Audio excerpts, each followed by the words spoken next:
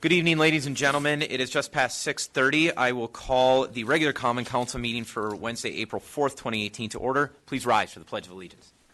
I pledge allegiance to the flag of the United States of America and to the republic for which it stands, one nation, under God, indivisible, with liberty and justice for all.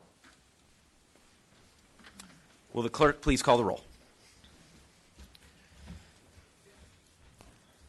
Councillor Olson? Here. Councillor Van Sickle? Here. Councillor Bender? Here. Councillor Sweeney? Here. Councillor Fennessy? Here. Councillor Elm? Here. Councillor Ludwig? Here. Councillor Sutherland? Here. Councillor Kern? Here. Councillor Dahlbeck? Here. Youth Councillor Hale? Here. Youth Councillor Levine is excused. Youth Councillor Newman? Here. Recognizing a quorum, we are in order. We have no proclamations or commendations? Correct. Then approval of the minutes. The motion is by Councillor Fennessy, the second by Councillor Bender to approve the minutes. Discussion. Seeing none, all those in favor, please signify by saying aye. Aye. Those opposed say no. Motion carries. Councillor Olson. Mayor, if pleases the council and you, I'm wondering if we can move up 13.1, the presentation on the Richard Bong Memorial Center, in the interest of time and the people that are here. Is there objection to suspending the rules and moving the presentation forward? Seeing none, we're going to move now before the consent agenda into the presentation from the Richard I. Bong Veterans Historical Center. Thank you all for your time today. They're on the light there, sir. On the mic, it's so confusing. Supposed to do. There you go. All right. First timer. I'm new to the area. Thank you all for your time tonight. I was expecting to be last on the agenda, so this is a great bump for everybody to do this quickly. So what I really wanted to do tonight was just basically introduce myself, say hi to everybody. I've been at the center now just over a year. I moved here last March to take this job because I'd been at my previous job for 11 and a half years. I absolutely loved it. But I came back to the place where I fell in love with local history, which was at the Richard Bong Veterans Historical Center. I interned there in 2004 and 2005 when I was at UMD studying history. After that, I got a job down at the Northfield Historical Society just south of the Twin Cities. I was the director there for 11 and a half years. When I heard about the opportunity to come back up north and kind of take charge at a station that I'd been at before where I'd gotten that spark, it was really an exciting opportunity for me. I have a wife, Jenny. I have two kids, Annalise and Devin. They're history nuts. They love this area. We're having an absolute blast here, and I'm having an absolute blast working at the center and getting to know the area. So when people think of the center, a lot of times what they might think of is Richard Bong. They might wonder, oh, that's a really cool guy. He did a lot in World War II. Or they might wonder, who is this guy? I've never heard of him before. So then we tell them his amazing story and educate them on who he was and tell them all the amazing things that he did. They also might think that we're the place that has that giant plane in it. That was an amazing feature to get into the building, get it fully restored, and has been the centerpiece for us for over 15 years. They also might see us and think of, Veterans Historical Center, veterans in the name. They'll think of veterans. They'll wonder what they did. They can come to us and hear their stories. They also might think of the American Legion Post that is also housed in our building and all the great things that they do as well. So there's a lot of different things that people think of when they think of us. And what I also wanted to kind of go over is what have we been doing in the last year? This last year has been a great year for us, kind of getting the center figured out, going through some programming, wondering out how we can be better integrated into the community. We've been doing an exhibit upgrade. We've been expanding our programs. We've been improving our facility, putting more LED lights in there, making our systems inside more efficient. A lot of the stuff that was in the building was 15 years old. That's how old the building is. So we've been going through and updating a lot of those. We've been improving our events and also improving our outreach. Like I said, one of the biggest things that we've had, that we've been working on the last year, is our exhibits. Our exhibits were designed 15 years ago. When you walk into the center today and you look at them, you go, wow, those are really well done. When the center was designed and built, those exhibits were built to standard, like above standard. You could look at them today and they would be museum quality standard today. But the main story in that gallery has not changed for 15 years. For museums to change, or for museums to be relevant in today's world, we have to change, put new displays in there, be able to change them out on a frequent basis as well. So over the last year, we've been working on our first phase of an exhibit gallery upgrade. You can see here, this is on the top level of our mezzanine. That empty case on the right there was where the Winds of War case was. It basically described the start of World War II. First thing you'd see when you'd walk in is a Nazi flag and a picture of Hitler. It did its job. It caught your attention. It was like, whoa, I wasn't expecting to see that when I walked into a military museum in the United States. What we've done is we've flipped the museum around now. When you walk in, the first thing you're going to see is a story of Richard Bong, why we were there, why we were started as an organization. We also expanded our exhibition on him, and we're telling what he actually did while he was on tour in the South Pacific. We never told that story. People would come in and we'd say, this is where he was. Like, where is New Guinea? People were asking those questions. We now have that there. We have the maps. We show where his combat missions were at. We're showing all of that there. We're going into much more detail than we were before on it, and it's putting forward what is most important. It's our U.S. veterans' history. It's Major Bong's history. That's why we were started, to tell his story. The other thing that we were doing with this first phase is that we were moving his Medal of Honor, and we created a hole in the gallery downstairs where the Medal of Honor was. So we're changing that Medal of Honor display around. Now, instead of just highlighting all Medal of Honor winners or recipients from World War II, we're highlighting all Medal of Honor recipients from Minnesota and Wisconsin from all conflicts. Something that we had never done before. And it also shows that we're not just Superior, we're also a regional center as well.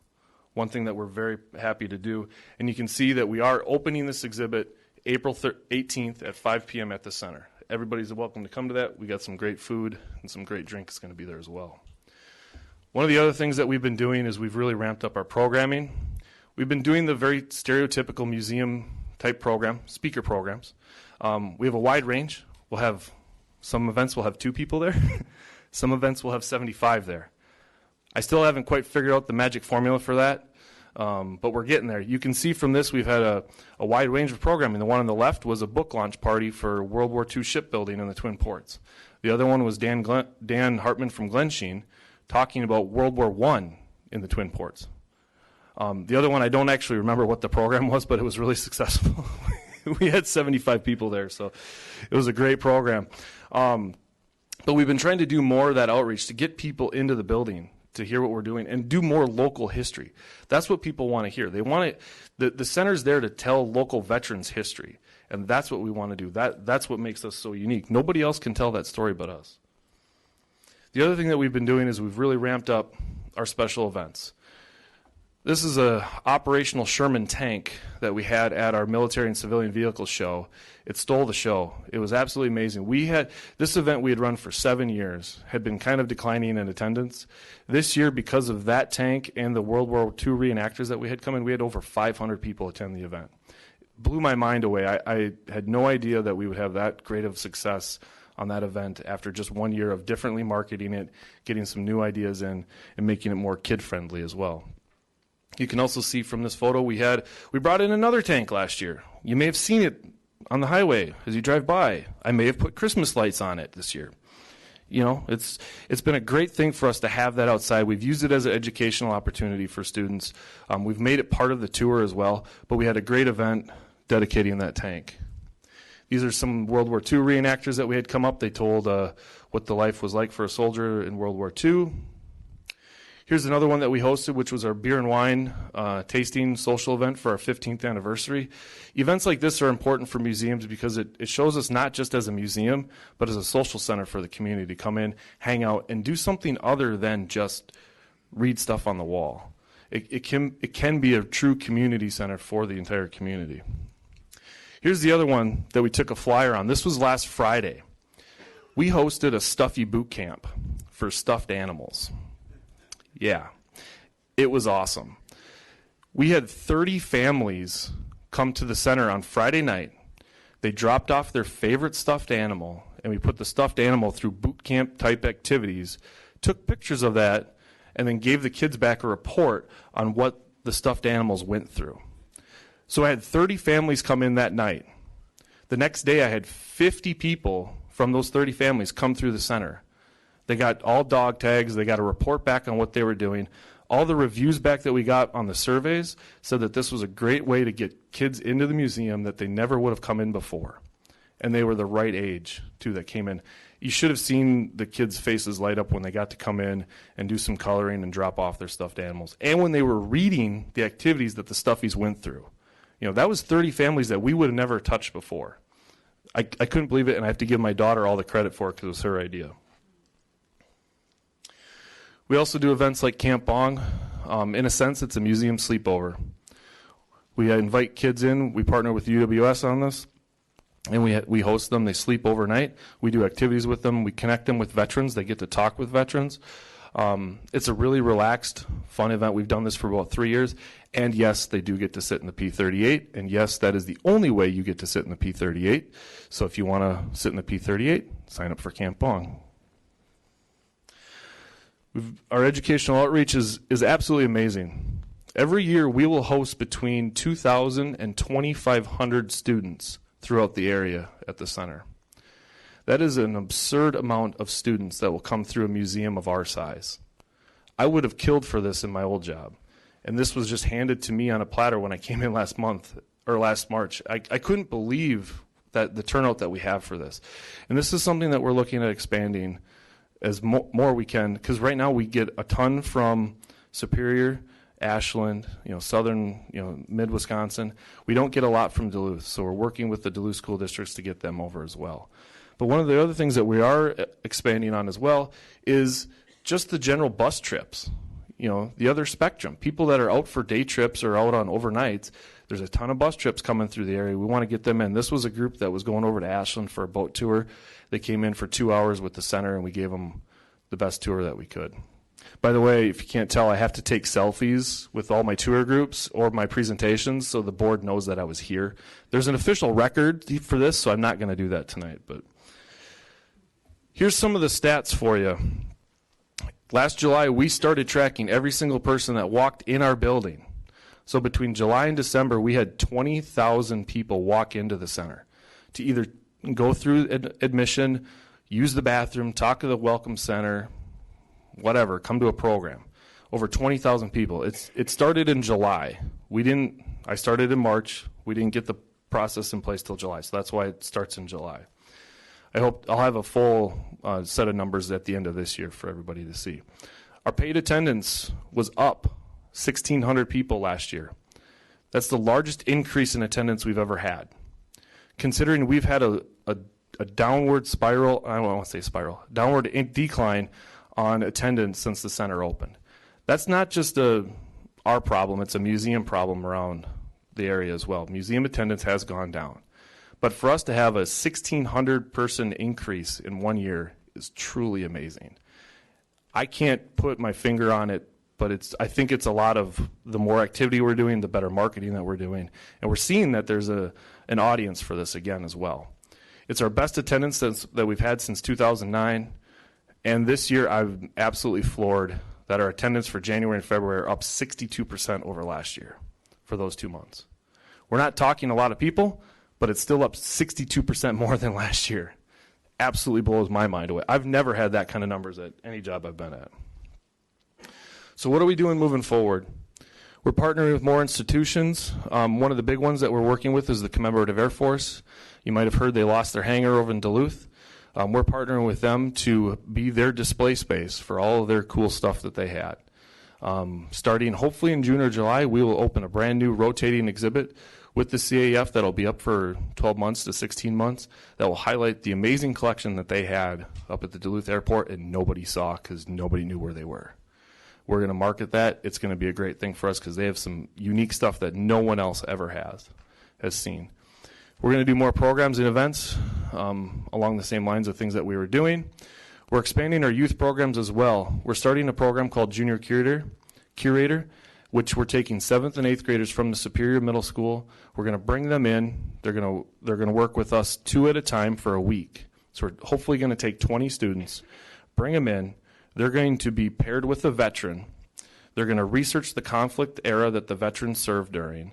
They're going to research that. They're going to research the veteran himself or herself. And then they're going to do an oral history with that veteran, and then they're going to take that information and turn it into a display that we'll then put in our gallery for the rest of the year. This is a pilot program where hopefully it'll go over really well. We've talked with the middle school. They are 100% on board. They love this, the interactions, because it not only connects students with veterans, but it gives them real-world job training experience, and it'll expose students to history that might be wondering, what could I do with a history degree or something like that down the line. So yeah, I think it'll be a really great program. And at our core, we're going to keep collecting and telling the best stories in the Northland. That's what we have. We collect and tell veteran stories. I keep calling them our best stories because they are. They're completely unique. No one else can talk about or experience what those veterans went through. So that's what we're going to keep doing. And that's what I got. You have any questions that you might have or anything? Councilor Bender. Yeah, no question, just a comment. First of all, this is the highlight of the last day of the first 2 weeks of Upward Bound, because we go to the Bong Center, and they're all wowed by everything that they're able to see there. And another thing is the wall of names, and every time I'm there, I have to go find my 2 uncles and my dad's name there, and I always proudly show off, as you've probably heard me say before, but where Rod Campbell is displayed there, and the great things that he's done. So thank you so much for having that. Thank you. Councilor Kerner, are you trying to speak? First off, I want to say thank you for everything that you're doing over there. You kind of said that you can't put your finger on the attendance and everything that's going on. Obviously, you're a modest person, but that's from you. Everything that's going on. See your presence on Facebook. That's great. So I really commend everything that you guys are doing over there. Keep up the good work. Thank you. Thank you. Councilor Sutherland. I don't have no problem here too. I actually brought my daughter there for the first time a couple weeks ago, 3 weeks ago. I met you. Mm-hmm. I couldn't get her out there. So if you guys have kids, grandkids, bring them here. It's a fun time. This guy's amazing. Thank you. Thanks a lot for everything. Thank you. Further questions or discussion? Thank you, sir. Thank you.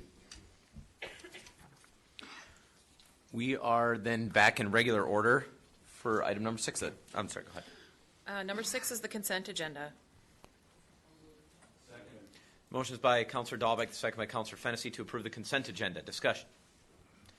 And again, throughout the night, councilors in the background, it seems like the lights aren't working. Raise your hand if you want to speak. So no, you need the floor. Discussion on the consent agenda. Seeing none, all those in favor, please signify by saying aye. Aye. Those opposed say no. Motion carries. Item 7 is the standing committee recommendations. 7.1, the Finance Committee from March 26, 2018. The motion is by Councilor Kern, second by Councilor Bender to approve the Finance Committee. Is there discussion? Seeing none, all those in favor, please signify by saying aye. Aye. Those opposed say no. Motion carries. Item 7.2 is the Human Resource Committee from March 19, 2018. The motion is by Councilor Fennessy, the second by Councilor Ludwig. Is there discussion? Seeing none, all those in favor, please signify by saying aye. Aye. Those opposed say no. Motion carries. Item 7.3, the Public Works Committee from March 21, 2018. Motion is by Councilor Dahlbeck, the second by Councilor Bender. Is there discussion? Seeing none, all those in favor, please signify by saying aye. Aye. Those opposed say no. Motion carries. Item 7.4, Committee of the Whole, March 20th, 2018. Motion is by Councilor Bender, the second by Councilor Ludwig. Is there discussion? Seeing none, all those in favor, please signify by saying aye. Aye. Those opposed say no. Motion carries. Item 8.1, City Clerk Kalana is requesting approval of miscellaneous licenses. Motion is by Councilor Dahlbeck, the second by Councilor Bender. Is there discussion?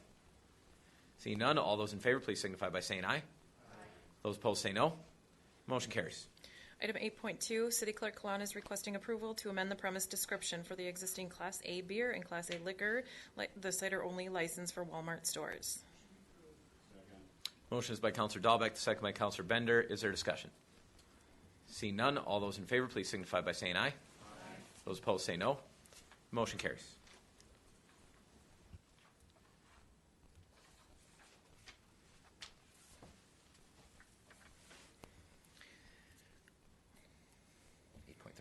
There's a 8.2 on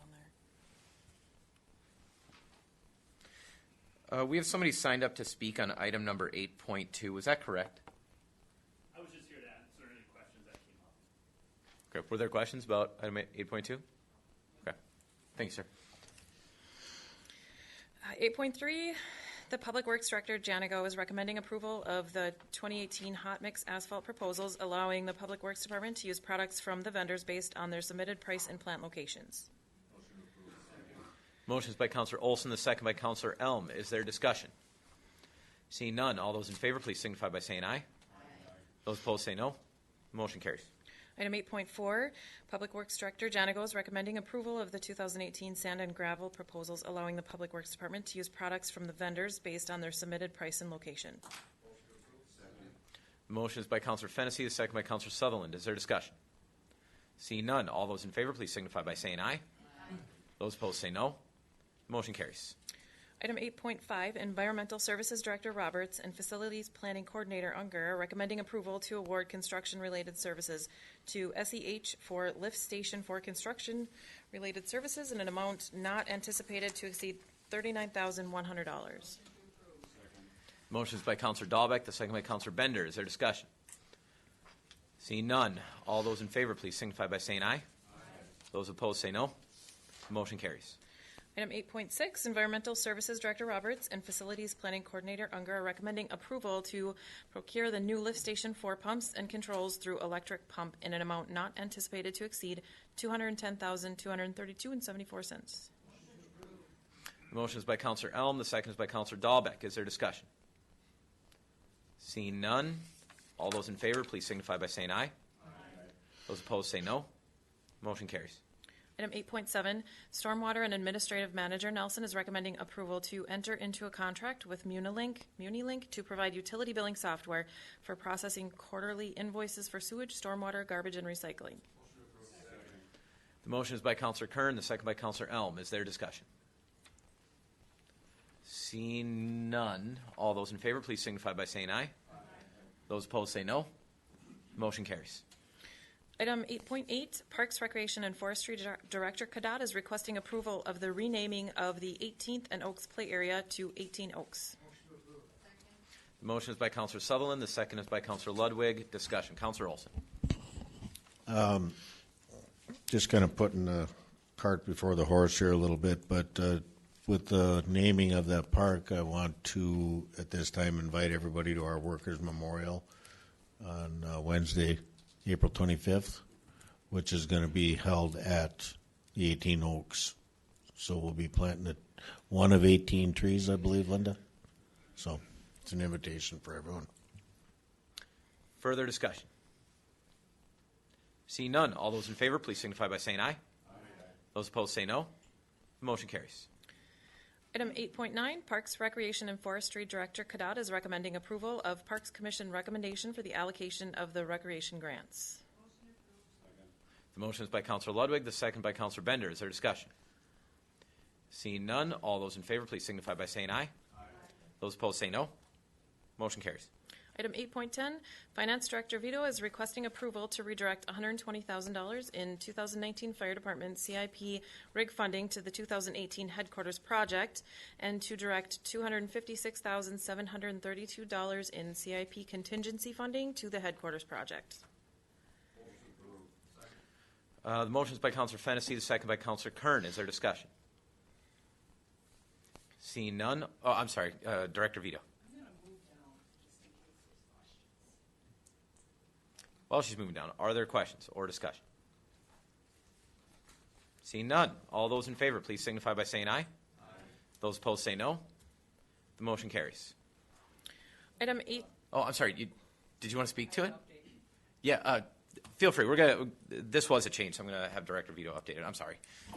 I don't know if you're going to want to change your vote or not, but there's an update to the second number, the contingency. Actually, we have some changes in bids that would up that amount required from the contingency from what was reported as of last Thursday. We only needed the $256,732. We actually, with some of I think there were 5 categories that had low bid changes, and we need to up that amount to $326,279. So $326,279.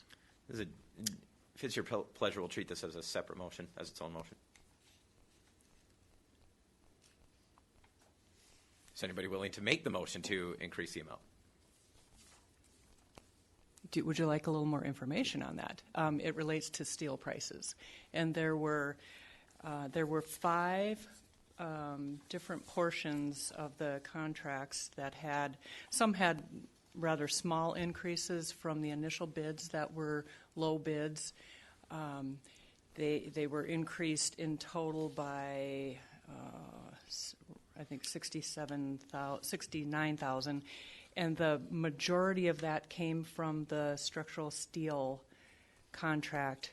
That increase was just over $50,000 related to increased prices, and that's still the low bid that we're bringing forward, but that's the update that we need more from the contingency to fund all of the contracts that are up for approval under Chief Panger's business later in the agenda. Correct. Motion to approve. Second. Motion is by Councilor Fennessy, second by Councilor Bender, to increase the amount awarded for the fire hall project. Is there discussion? Councilor Fennessy. How does this happen? If the bids are submitted, they should be good for at least a certain number of days. 45 days. Okay. And we had bids received on February 6th, and then we didn't have 2 council meetings.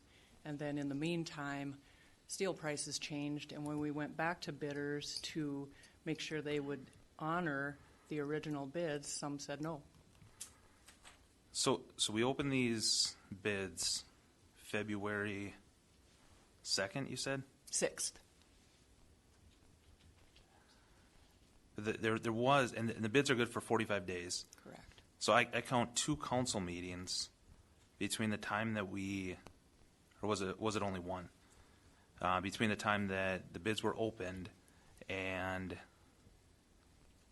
the bids expired. The first council meeting right after February 6th, we didn't have one. Right, and then we did not have a quorum for the first meeting in March, so the next meeting was March 20th. Okay. So why wasn't this addressed March 20th?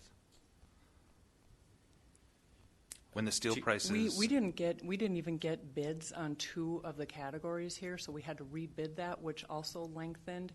And what we didn't want to do was bring forward a project where you were going to be awarding part of the bids and not the entire project, because that would be a bad situation to be in. If you had you're awarding some parts of this and not the other, how would you even proceed with the project? Councilor Fennessy, if your question is why the delay, why not approved at that meeting, we didn't have all the bids for the project.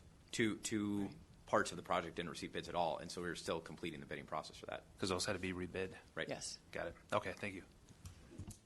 Further questions or discussion?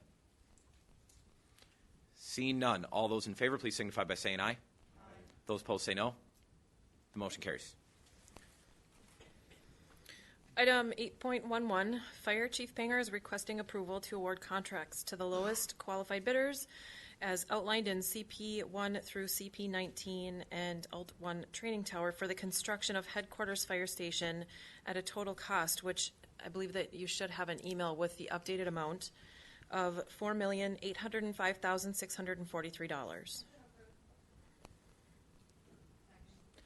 The motion is from Counselor Van Sickle, the second from Counselor Ludwig. Discussion, Counselor Olson? Mr. Mayor and councilors, due to my position as the business manager and financial secretary treasurer of Labor's Local 1091, I have been advised by legal counsel to recuse myself from any conversation and or decision making on this issue. So I'll ask to be temporarily released from this meeting. You are excused, sir. The minutes will reflect you are recused. Counselor Sutherland? I'll have to do the same as I am on the executive board of Local 1091. You are excused, sir. You will also be reflected as recused in the minutes.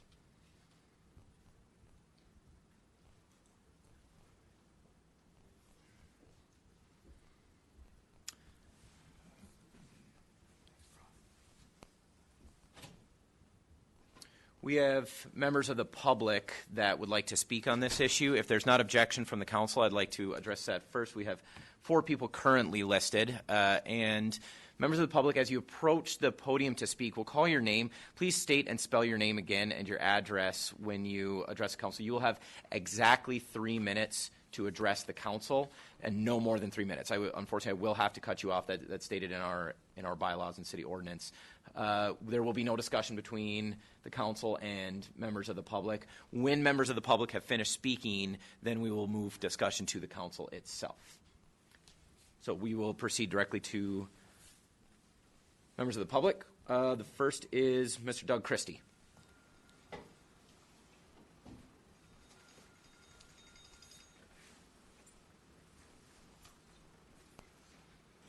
My name is Doug Christie, D-O-U-G-C-H-R-S-T-Y.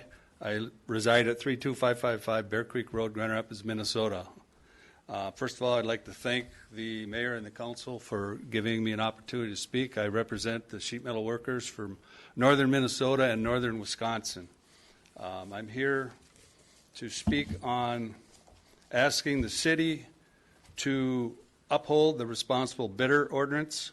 I would like to refer to the Superior Wisconsin Code of Ordinance, Article 12, Section 2.470, responsible bidder criteria, in particular number 9 and 10, where the employees will perform work on the project are properly classified, and number 10, the contractor has not been the subject of any investigation, order, or judgment from any state or federal agency or court concerning an employment practice, including but not limited to classification of employees, unemployed insurance, discrimination of payroll fraud.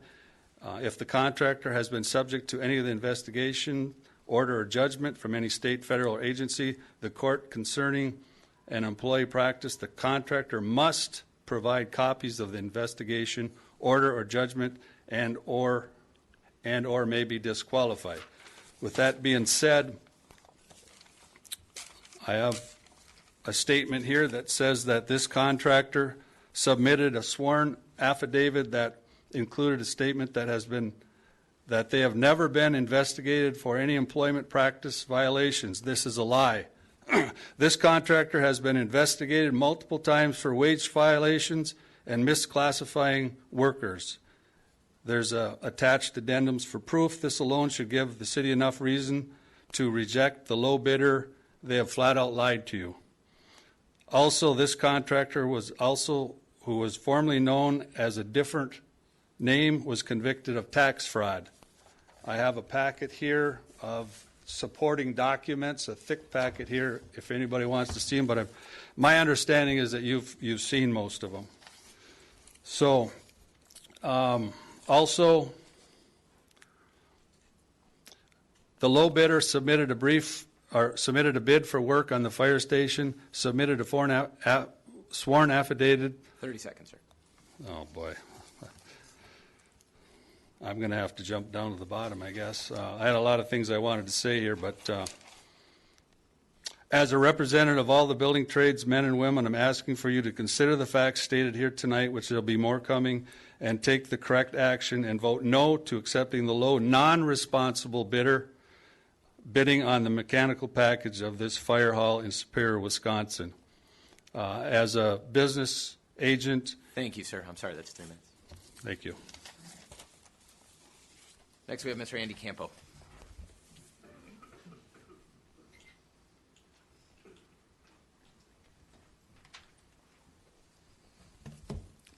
Hi, my name is Andy Campo, ANDYCAMPEAU. I reside at 7578 Swan Lake Road, Culver, Minnesota. First of all, I'd like to thank you for your time tonight. I'm here tonight to speak on behalf of the taxpayers of the City of Superior. I would like to encourage the council to uphold the responsible bidders ordinance that the council themselves implemented to protect the hardworking people of the City of Superior. It has been brought to my attention that the apparent low bidder on this project does not qualify per the responsible bidders ordinance. However, there are other bidders on this project that do qualify.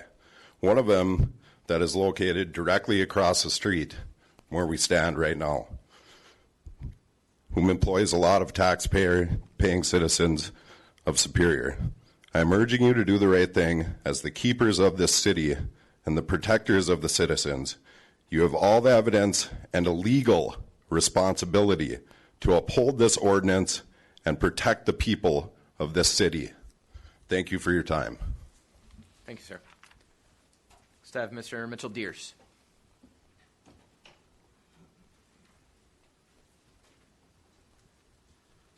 Thank you, Mayor Payne. Thank you, City Council. My name is Mitchell Deers, Mitchelldiers. I reside at 2039 East 8th Street, Duluth, Minnesota, 55812. I am here tonight speaking on behalf of the Northern Mechanical Plumbing Contractors Association. I represent roughly 80 sheet metal and plumbing mechanical contractors, and I urge the City Council to uphold their responsible bidder ordinance. And I am also here supporting our local unions, Local 10, the sheet metal workers, as well as the Local 11 plumbers and pipe fitters.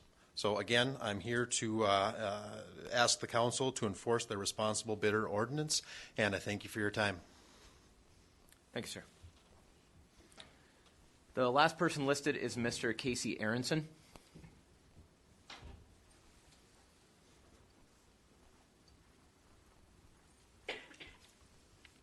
Casey Aronson, CaseyAronson. Hello, my name is Casey. Oh, my address is N6369 Ellsworth Lake Drive, Spooner, Wisconsin 54801. Hi, my name is Casey Aronson. I'm the Vice President of the Northern Wisconsin Building Trades Council, and I am a business representative for the Operating Engineers Local 139. First off, I would like to thank the City Council for allowing me to speak here tonight.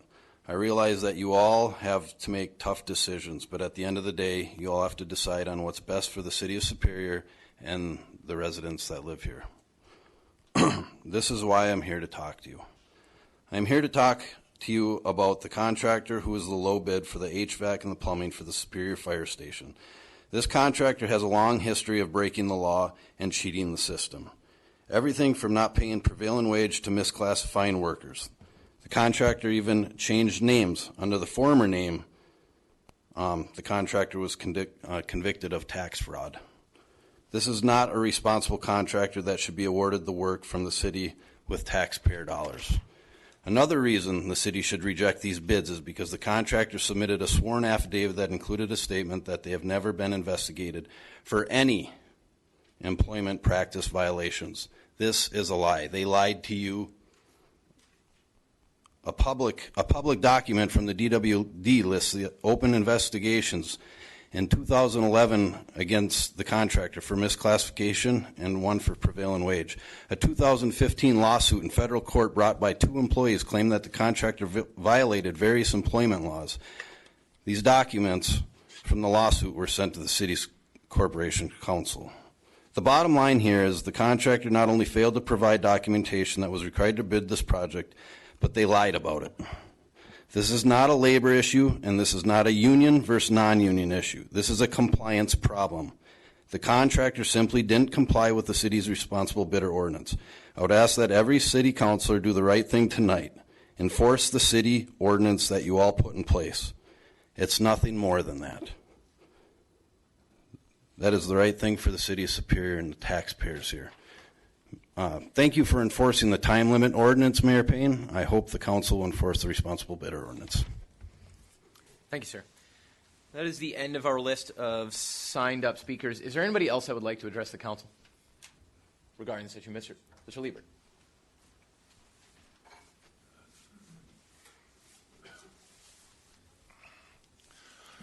My name is Butch Lieber, and I am a resident from City Superior. I am a retired local union member. I worked in the plumbing and pipe fitters industry, and I work for a lot of these contractors that are here.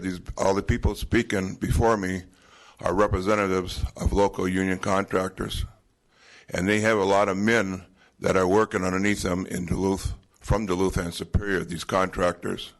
Even though they may be based out of Minnesota, Duluth, and stuff like this, they still hire people from Superior, and that money stays here. That's why we want also is the money to stay in Superior, because if you earn it here, why not have us spend it here? You give to this local contract they're talking about, the money's going to go away. Also, the same this low bidder contractor walked away from a UWS contract last summer, and they had to get a local union contractor at the last minute to finish the job. Is this the kind of contractor you want for this building and have a problem there? I sure don't want. Thank you for your time. Thank you, Mr. Lieber. Is there anybody else from the public that would like to address the council?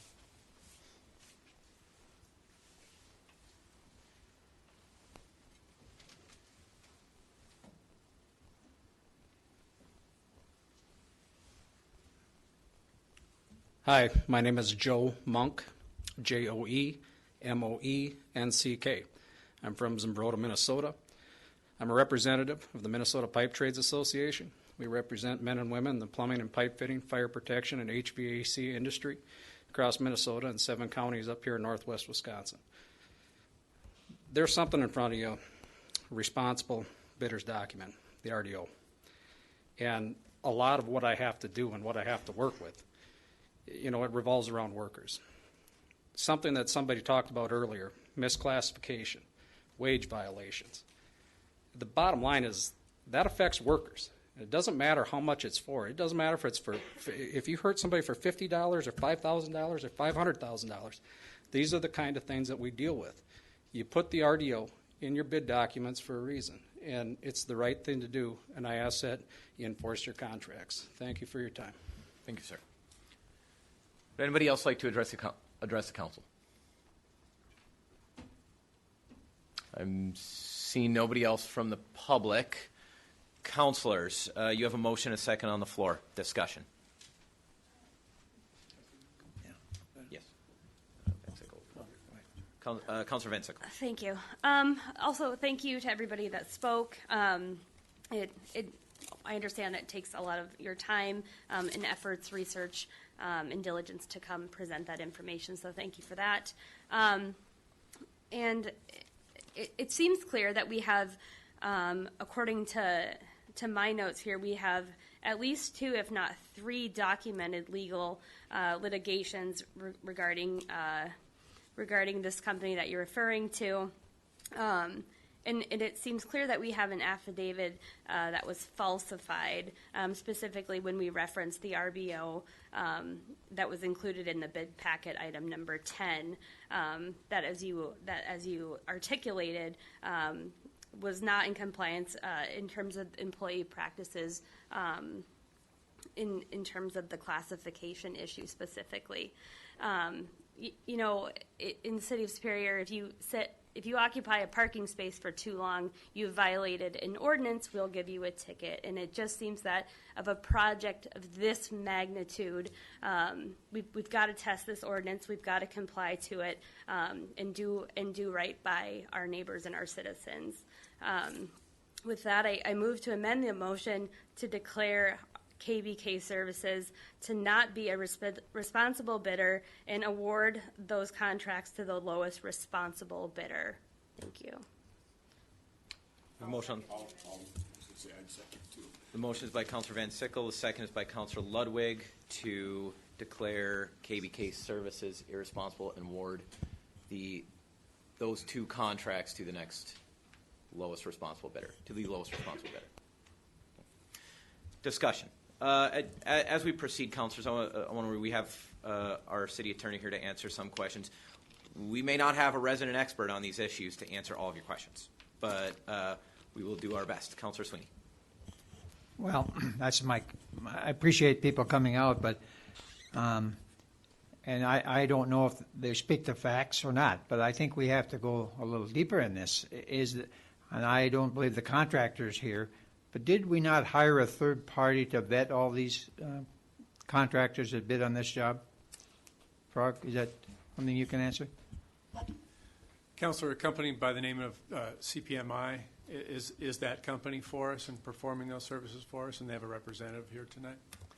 So in that process, would they, had they discovered something similar to this, would they have disqualified that bidder? In my limited conversation with the one representative from CPMI that I've been in touch with, they haven't found an independent cause upon which they would recommend that KBK be disqualified. And if I'm misspeaking that, I expect to be corrected tonight now before it's too late. But it's my understanding they vetted all of the contractors submitting bids through the normal process, which I can't speak to firsthand. Certainly involved calling other project owners that those contractors had done work on. I think a check with the Department of Financial Institutions to make sure the corporation is current in their status and properly licensed and registered, and designating an agent, those sorts of things. But I couldn't get much more in depth than that, not having played a role again firsthand in that background check, if you will. So that gentleman from the company, is he in the audience? Is he here tonight? Would you like to approach the podium, please, sir? Answer questions. Oh.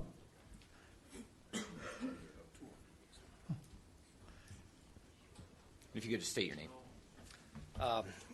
Chris Cotney, KBK Services, Ashland, Wisconsin. So we're looking for... No. Mr. Sweeney, you were looking for someone from CPMI, correct? Oh. Is there a Well- representative from CPMI here?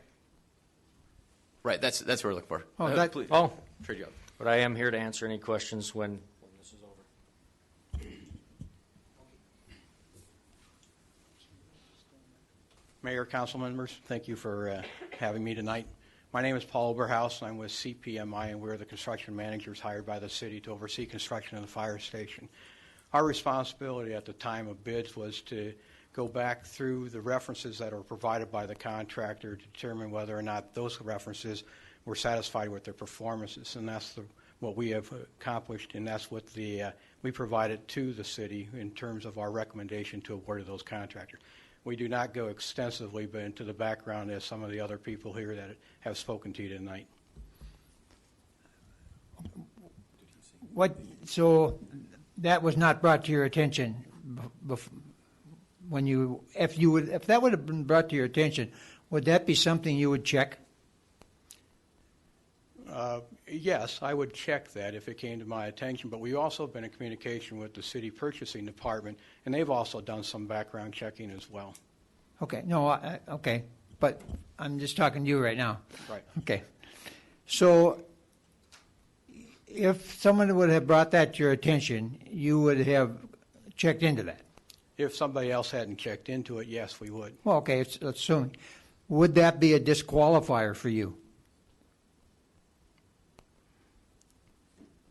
If they had allegations that were proven to be true that made that statement of, what we call it, the SBO, yes, then I would say that there would be recommendation to not award to them, qualified bidder.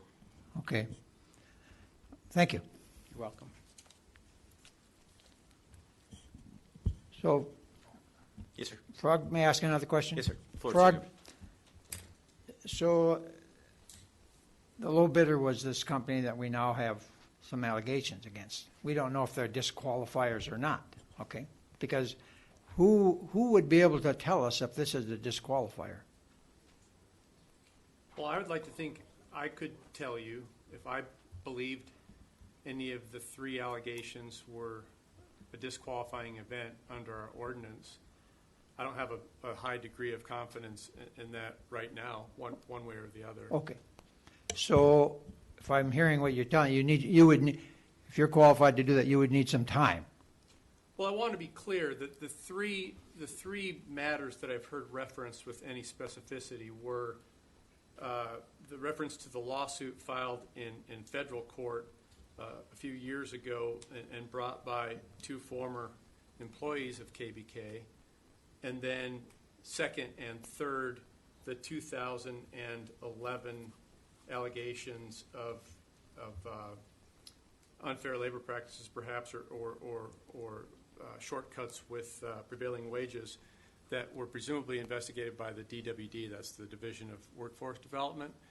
I tried to understand those as best I could. I saw what was a spreadsheet that was put together on that information a few hours ago with reference to what may or may not have been a case code, some abbreviations that I'm assuming made reference to the nature of the case. I was in touch with a staffer from Construction Business Group late this afternoon and tried to enlist her assistance in understanding the spreadsheet a little bit better, and it was partially helpful. I remained ignorant with a lot of the information on there. When it comes to looking for judgments or awards that have been expressed and lodged and recorded against a particular employer, I was really struggling to find that in this information. Like I said, it was a spreadsheet with 8 or 9 columns of information in either letters, words, or numbers in each column, and there was nothing really for me to look at by way of documentation that had words on it that described what had happened. For example, was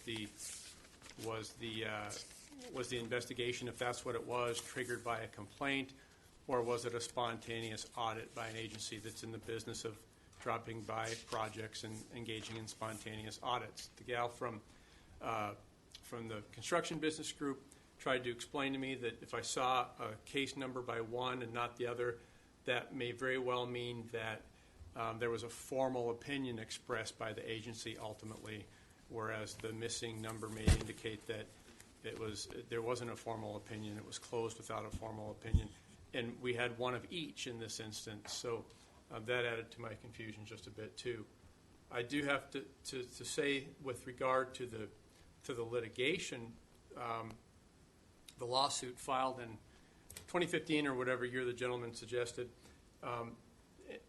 the materials that were presented to me contained a complaint, and presumably the complaint that was filed in the court system. There's no question, there's very little doubt in my mind that that's what I was looking at. What the packet didn't include was anything to speak to the outcome of that litigation. And based on the court opinion that I could find online, assuming I hit the right one, and I think I did, the employer was vindicated on the I don't want to say charges, on the causes of action that were brought against them in that matter. So I don't know exactly what I'm to have gleaned from the complaint behind that litigation, but I did read it in its entirety, as well as the opinions that I could find as a follow-up. I consider the low bid process to be extremely critical. The low bidder should get the job unless there's some major violation, and that's what we're talking about here. The low bid must be protected, because if we go against that, we're going against a slippery slope. Pretty soon we'll have whatever reason not to award the low bid. So the low bid must have a standard. And if there are violations that meets our criteria, then they should not get it. But from what they told me, it seems somewhat anecdotal and somewhat mixed. I'm hearing mixed things tonight. So would you be in agreement that you could check into this at some period of time in the future and come back to us and report this? Report to us what the outcome was, either with expertise help or on your own? Yeah, I can always dig deeper and check into things. One of the points that I made maybe more than once with this staffer from the construction business group today was that, I'd like to see the document that describes what happened, if there is such a thing. And I thought she suggested that those would likely be obtainable through a public records request directly to the agency itself. And of course, that's an unbiased agency that is tasked, much like we are, with preserving and responding to public records requests. So I have a high degree of confidence that I could at least ask the right questions and maybe get more documentation, assuming there is some, behind the 2000, again, I want to be clear, behind the 2011 events that have been described as an allegation of misclassification, 1, and a prevailing wage violation, 2, and not necessarily in that order. Certainly I can dig deeper into those 2 if that's your suggestion. That would be my suggestion. Another gentleman, one of the 4 or 5, spoke of a little bit of information I've gotten, and it's mixed, so I'm not speaking of fact, but were there, to your knowledge, were there 2 companies at one time that were related? And is any of this information being mixed? It's my understanding that the gentleman that approached the podium in error a few moments ago is Chris Cotney. I've never spoken with him or met him, but I heard him state his name. It's my understanding he is the contractor he's KBK. He's the name and face of KBK. Obviously, they have other officers and certainly a good number of employees, I'm assuming. There's been reference to a conviction some years ago for tax and or payroll fraud, and I believe that gentleman is father to the fellow you saw a few minutes ago approach the podium. I believe that gentleman owned a company called Tri-State Mechanical or Tri-State something, and then ultimately that company dissolved or was absorbed by what we now know to be KBK. And I believe that was somewhere in the neighborhood of 35 or 40 years ago. So is it fair to say we're getting some, in my opinion, quite a bit of mixed information here? Or is it all clear to you? I don't know how mixed the information is. The information I tried to sprint understand at 4:30 this afternoon was information that I considered to be a little light. I wanted to see more. Sure. I sit here now not understanding all of it. I'm sure that helps. Well, that helps. I think this is critical. I think this is extremely important. Not give it to a low bidder that's what we must do, unless there's something. And it seemed to me we don't, at least I don't, and maybe I'm the only one here, we don't have enough fact. We have some mixed information, and so the owner of the company that's here, I would like to hear him speak. So, and councilors, challenge this ruling if it's your pleasure, but we had a number of people speak representing many of the workers that could stand to benefit, depending on the decision you make tonight. So what I'd like to do is allow Mr. Cotney to speak, but hold him to the same standard, and 3 minutes, and but no questions. We didn't ask questions of anybody else. Is there objection to that ruling? Did you sign up originally? We allowed a number of people that didn't sign up to speak. Okay, but No, he did not. Mr. Cotney, would you like to address council? Sure. Please state your name and address for the record. Chris Cotney, KBK Services, Ashland, Wisconsin. I'm the name and face of KBK. We were asked to bid your project. We're the low bidder. We were bonded. We've got all the references and qualifications that you can ask for, and we'll gladly provide you anything you need. If you guys have any questions, feel free. My father did get in trouble for tax evasion against the government back in 1992. I've had wage issues brought against us by the unions in the last 10 years, which we have won all the cases. So if you have any questions, I'd love to answer them. We did not address questions to the public in general. And I understand that might be frustrating, councilors, but there are two sides to this debate. I'd like to continue discussion among the council. Thank you, sir. That's it? Yes. Councilor Fennessy. Anytime a bid comes to the council floor, it's been vetted by a couple different levels. The first one is my understanding that we've got someone from the city, like a contract analysis, that looks at those, verifies the responsible bidder or not. Is that correct?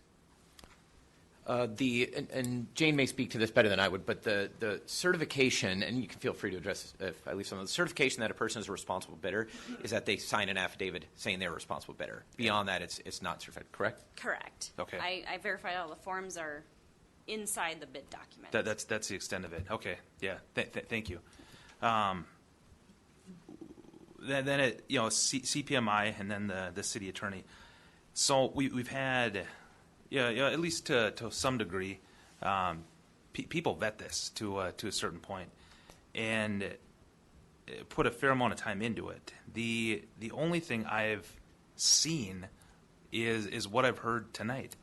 I haven't been provided any documentation whatsoever. Hearing you guys tonight, that's the first I've heard about these. So for us to make a decision based on just some opinions is incredibly difficult, and I don't think it would give it the time and the effort that it deserves, because this is really the first time since we all voted unanimously about the responsible bidders ordinance that it's been challenged, and part of my fear is making a precedent that they will regret down the road one way or another. So I don't think that, and I hate to push this down the road, but I don't think we have all the facts to make an informed decision whether they're a responsible bidder or not, and that's a pretty big decision to make. Not only if we throw the bid out, not only does it increase the cost of the project, but if we throw it out and turns out we shouldn't have, it opens us up for a lawsuit. So I think we need to unfortunately push this down the road to even the next council meeting. Give Frog the time to do his digging.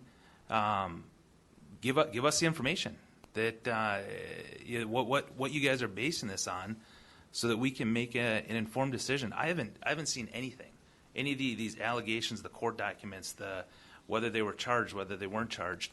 I can't make a decision based on Frog saying that it's unclear. You guys are saying they were at fault. We need to dig deep into this and make sure that we're doing the due diligence to the taxpayer dollar is what this ends up being. So with that, I'd like to make a motion to refer this to the next council meeting. I'll second that. The motion by Councilor Fennessy and seconded by Councilor Sweeney to refer item 8.11 to the next council meeting is in order. I'd like to sort of clear, actually, discussion. Councilor Van Sickle, would you like to speak to the motion to refer? Yeah, I would. Thank you. I want to be clear about a couple of things. That one, I don't see this as an attack on the low bid process. I think we're trying to respect an ordinance that unanimously passed this council. And with all due respect to CPMI and an affidavit that was signed by a company that said, yep, we're responsible, I don't think that actually equates with being vetted. And with all due respect to Frog in his diligence, to what responsibility as counselors do we have to look into these as well and do our own homework? But I think what it really sort of boils down to is Frog named three federal lawsuits. In the responsible bidders ordinance, not only asks you to disclose that, but to provide the documents. So it's not really a matter of were they charged, were they guilty? They were a part of litigation with a state agency and did not disclose that or the documents. That, by definition of this ordinance, is in violation, and according to that ordinance, says they may be disqualified. Thank you.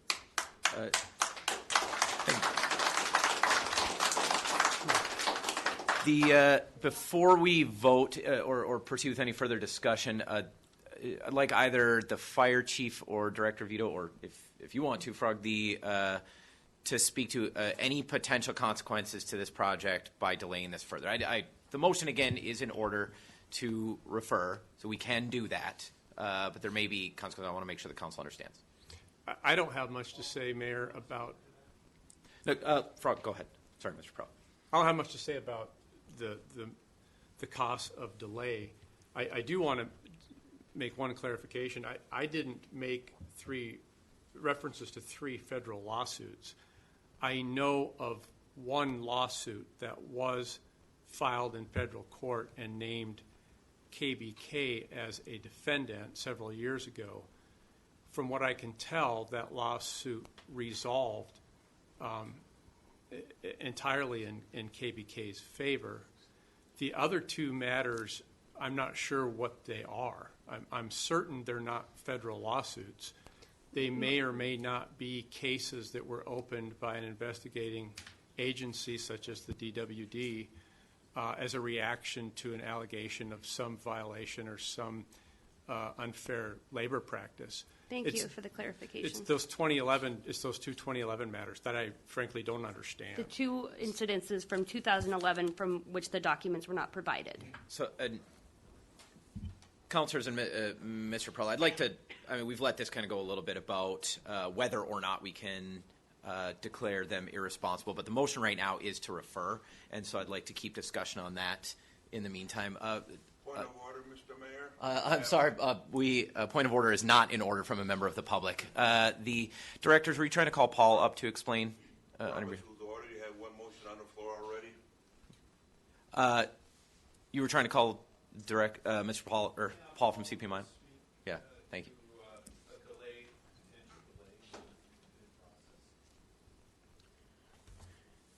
To answer that question, I guess I would need a crystal ball, but I can tell you this, that as already mentioned, we are already 45 days past the bid. The low bidders that we have no contest with and believed to be qualified bidders are already asked to be holding their bids. If we go back and say that we're going to ask them to hold them for 2 more weeks, the question would be whether or not they would still honor their bids. And given the environment that we have currently in terms of the amount of work in the upper Midwest, some people may not want to hold that. And at that point, you're stuck with a couple of options again. One would be to let those contractors, the low bidders, go and accept the next bidder, assuming that he would hold his bids for that length of time. The other option that you may consider is, if you have no problems with the other 18 bidders, maybe approve their bids and then you table just this single bid, having the knowledge that if you go one way, you know what the worst case is by going to the next bidder, or at least you'd have the best case scenario in front of you at this point. Thank you, sir. Could I just ask one quick question of you? If we did go that route where we awarded all the bids except for that one, do you see any problems? And I know we're asking the crystal ball again. Do you see any problems going down that road? Because it seems like this one line item is the only point of contention from I think anyone up here. Right. All I'm asking for is a little more time to do some digging into this one line item. Do you see any issues moving forward with the rest of them and revisiting this one line item, let's say 2 weeks from now? From a construction standpoint, I don't think it would have much effect on us, because we have a lot of work to do in the field to prep the site, first mobilize, prep the site, and then actually start foundations. Their type of work would just simply be trying to get sleeves in the foundation walls to allow their pipe to get in, but there's ways around that don't have big impacts. Okay. Thank you. Are you trying to? That's exactly what I'm trying to do. Bear with me, councilors. Here's how we're. If Councilor Fennessy, I suppose, if your intent is to change your motion and only refer part of it, what we have to do is vote down the original motion, and then you can make the motion again. Vote down the initial one. Your current. Right. Councilor Fennessy's motion to refer takes precedence over the amendment. If you want to change that, you have to vote it down as a council. Then you can make the motion again to refer only the bids for KBK to the next meeting. Is that clear, councilors? Yes. Thank you. So the motion then is to refer. Is there further discussion on the motion to refer? Councilor Sweeney? Before we go and vote, I just want this motion read one more time. The motion right now is to refer item 8.11 for discussion at the next council meeting. That is the only thing you're voting on. Seeing no further discussion, all those in favor of the motion to refer, please signify by saying aye. Those opposed say no. The motion fails. Councilor Fennessy. I'd like to move forward with item 8.11 minus. From a parliamentary perspective, it would be easier if you simply referred discussion on KBK to the next meeting. Rather than try and amend the entire motion, because we have an amendment on the floor, which you can't supersede. I don't know if I'm following. Okay. We have an amendment right now to the motion to declare KBK irresponsible. That's what we're discussing right now. You could, I suppose you can amend an amendment once to approve all of the bids except KBK now, and then we can deal with KBK separately. Okay, I'd like to make a motion to approve all the bids except for the low bidder for KBK. All of the bids for the entire project except for the 2 KBK bids. Correct. Okay. Is there a second to that motion? Second. Okay, we have a motion by Councilor Fennessy, second by Councilor Sweeney to approve, to amend the main motion to approve all of the bids except for those where KBK Services is the low bidder. Is that clear? To vote yes, you'll be amending the main motion where where KBK will effectively be separated. Seeing no discussion or questions, all those in favor of the motion to separate KBK, which is effectively what we're doing, signify by saying aye. Those opposed say no. The motion carries. The motion as amended is now to to declare KBK Services irresponsible, where KBK is, I'm lost, where KBK is separated. Now a motion to refer, that discussion would be in order. Councilor Fennessy, do you want a motion to refer at this point? Sorry, I took us down a rabbit hole here. Didn't we just do that?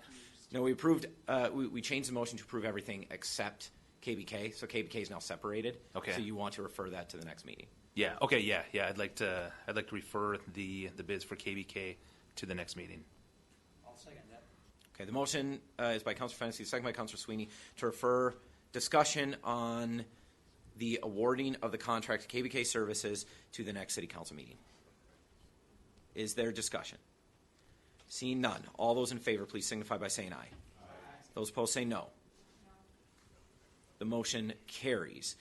The motion now as amended is to approve all remaining bids except for HVAC and plumbing, those where KBK is the low bidder. So clear, we are now approving all remaining bids. Is there discussion? Seeing none, all those in favor, please signify by saying aye. Those opposed say no. The motion carries. Thank you, councilors. That was one of the most complicated parliamentary roads I've ever gone down. Yeah, we are on item 8.12. Item 8.12, Planning Director Cirque is recommending approval of BNSF request to purchase approximately 2 credits from the City of Superior Compensatory Wetland Mitigation Bank. Sorry, who made the motion to approve? The motion to approve by Councilor Dahlbeck, the second by Councilor Bender. Is there discussion? Seeing none. All those in favor, please signify by saying aye. Those opposed say no. Motion carries. Item 8.13 is being pulled at the request of the planning director. We're pulling it then. There's no objection to pulling item 8.13? Seeing none. Item 8.14. Item 8.14, Planning Director Cirque is recommending approval to award construction services for the East Dock Wall Rehabilitation, Senex Harvest States, Inc., to Rowan Salvage Company at a total proposed cost of $1,891,931.50, including the base bid and alternate. Motion is by Councilor Dahlbeck, the second by Councilor Fennessy. Is there discussion? Seeing none. All those in favor, please signify by saying aye. Those opposed say no. The motion carries. Item 10.1, Councilor Fennessy is requesting discussion and questions between Council and Charlie DeVille regarding Hog Island Disc Golf proposal and refer the issue to Parks and Recreation Commission as well as the City County Committee. Councilor Fennessy. Councilors, last meeting, Mr. DeVille came and kind of gave his vision for the potential use of a disc golf on Hog Island, and ultimately was referred to the City County Committee. And I don't disagree that there needs to be a conversation there. I just think that we might be putting the proverbial cart before the horse by sending it to that committee to talk about a land swap and annexation, whatever needs to happen for this to happen. I think the conversation first almost needs to happen at our Parks and Rec Commission to simply see if it fits in the Parks Master Plan, to see if it's something that the commission wants to even entertain that idea. And I know last time there was a couple councilors that had a couple questions for Mr. DeVille. The way it was on the agenda didn't allow for that. So I just wanted to have it on the agenda. But I do have a question for Mr. DeVille, if you could. The one hang up for me on this whole project is the possible pollution. Because if I understand correctly, that's really what stopped the whole process on at the county level. Because if there is pollution, it should stop the conversation. And it shouldn't even go to Parks and Rec. We should be having a different conversation about pollution cleanup. You have the understanding that it's not polluted and it's safe, and the island is safe for recreation like disc golf. Can you tell us what you're basing that on? I sure can. Thank you for your time. Thank you for your service. I appreciate it. So it was polluted, and we knew that going way back, and that's why there was all the remediation done between 2005 and 2007, and there's been DNR studies that are analyzed by the State Health Department along the way. And the most recent one, which you were all briefed on in September of 2017, it basically says in the conclusion that at this point, low impact recreation opportunities should be explored or could be explored. So, and that is from the State Health Department. It's their final analysis. There is no other report beyond that as far as what is considered safe. So, the landlord of the island has the right to do whatever they want. That's clear. So my point is, let's consider that according to the highest authority in the State Health Department, as analyzed the DNR studies, has concluded, and I have the conclusions, and you guys should all have that from your briefing, that the island, except for certain little parts that you would have to be a lunatic to go out into, which there's nothing stopping you from doing that right now. There's a 100-foot boardwalk that I propose to extend to, so there's already a boardwalk there. Also, in the most recent conversations I've had with people who were in the know during this whole thing, the actual part of the isthmus, as it's known, that I proposed the boardwalk, never actually tested above any safe standards. So in other words, it wasn't ever considered contaminated on the far east side of the isthmus. So in the most recent study, that was once again found to be true. So the part that I want to put the boardwalk to the island, it was never contaminated in the first place. And that's why it was never remediated. So the area of concern is completely open to anybody and everybody. It's Loon's Foot Landing, if you're all familiar with that, where dogs splash around and kids getting out of the boats. And if you go out there in the winter, there's 100 people ice fishing all winter. So if there is a concern, I think they'd like to know about it, or they should know about it. So my point is, if we're willing to have all these other recreational opportunities right there, let's make a plan, let's make a deal, let's land swap, or whatever it is we need to do. Let's take this island into our fold, create something that is just mind-blowingly unique and cool for the city of Superior and its residents and its outdoor recreation. And yeah, I'd be happy to answer any questions. I brought all that. I have all of it on a thumb drive if anybody would like to disseminate that amongst the council. But yeah, so that's my point. The landlord can say whatever they want. They can, if they don't want to sell it, that's fine. But it's not because it's too contaminated to build a boardwalk over. So what I'm asking the city council is to consider doing some sort of land swap, taking into consideration the very minimal risk that exists there. And again, it would have to be the wildest of scenarios where some lunatic goes trudging around in waist-deep swamp, which is cattails 15 feet high. You'd have to go trudging around there 200 feet off the boardwalk, the proposed boardwalk, to where there is a supposed area of concern. Once on the island, the disc golf course will have nothing to do with the edges of the island. It is an internal course. It's already there. I already have it there. The island's totally usable. So, any questions? Questions? Councilor Fennessy, are we done with the floor? Councilor Rolls. Have you, so just so I understand, I think I already know this, who owns Hog Island? The county. Have you talked to the county? I have. Well, where are they at with this? They were testing the island as it was done. At some point... No, I'm sorry. I probably should have stated that different or asked different. Where are they on your proposal of a land swap? Have you discussed that with them? No, it never got to that point. Don't you think that's where you should be first?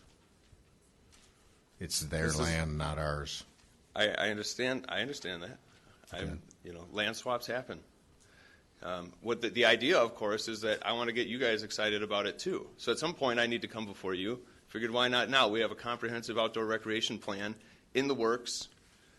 I can't think of anything more comprehensive in outdoor recreation than acquiring an island of 47 acres, roughly, building a sweet interpretive boardwalk out there, and having the world's first and only disc golf island that will be self-maintained by the community that I represent. That's what I'm here representing, is that community.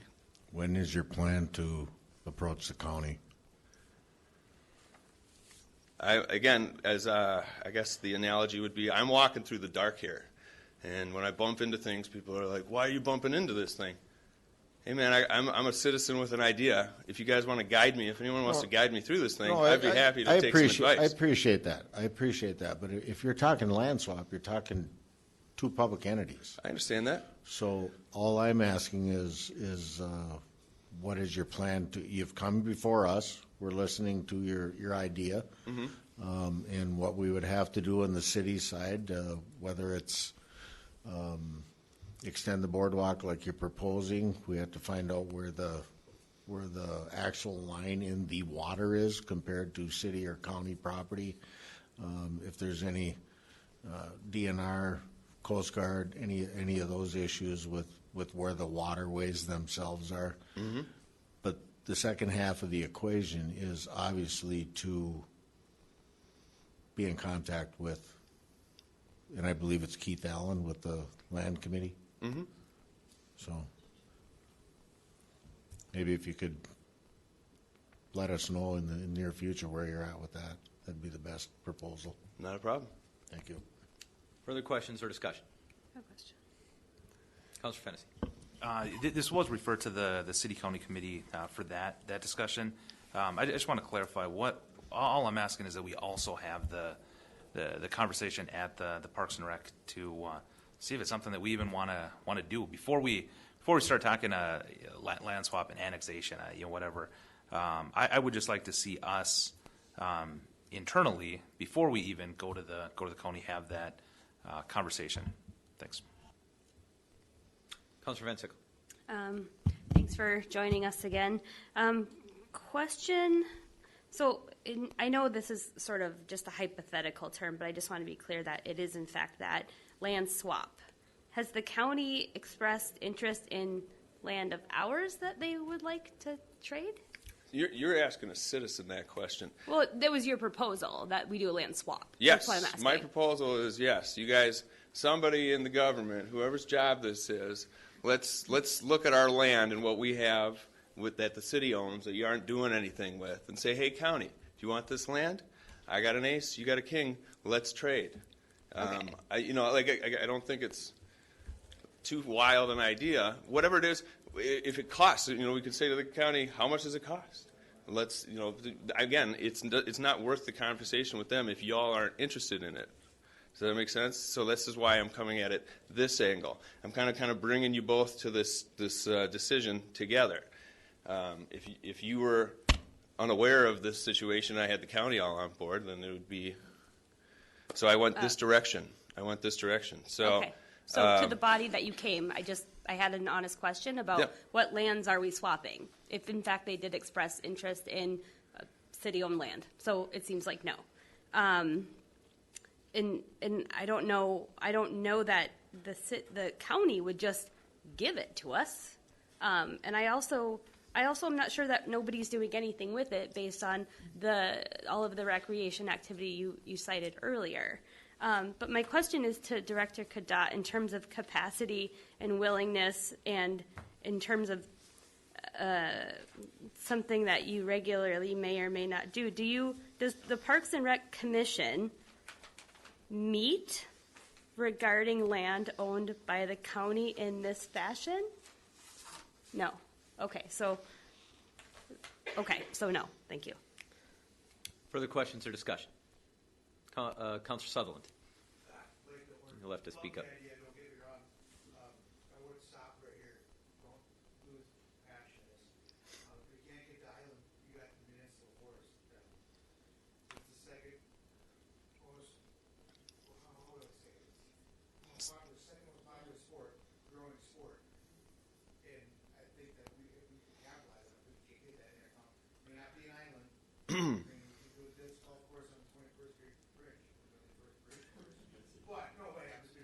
No, and I'm Bring it to, don't stop here. Bring it to the boards or somewhere else. You can't get the island.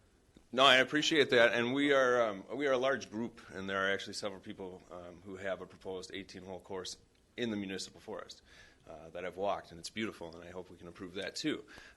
Again, I think this is my whole point is we have a comprehensive outdoor recreation plan. It's different. I get that. We haven't done this before. But this could be the city council that does this, and that could be the county. Well, why would they give it up? Why wouldn't they give it up? There's nothing on the island. There's nothing on the island except my recreation that's on the island. That's it. Now, the other stuff, we have the Osage Trail, we have the Loon's Foot Landing, we have a boardwalk that leads from Loon's Foot Landing out into the bay. But unless it's winter, you can't get over there. And once you're over there, there's supposedly hunting, and I found a deer stand once in an eagle tree that scared the eagle off. So that's it. So, further questions or discussion? Thank you, sir. Thank you. Resolutions.